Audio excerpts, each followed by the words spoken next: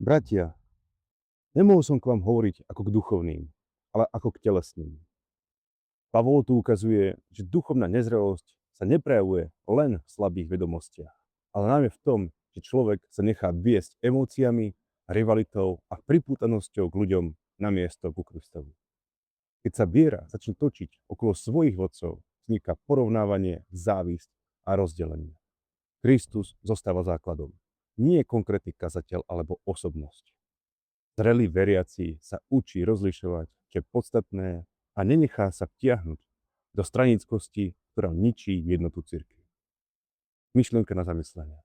Duchovná zrelosť sa nepozná podľa toho, koho sledujem, ale podľa toho, či zostáva Kristus môjim stredom.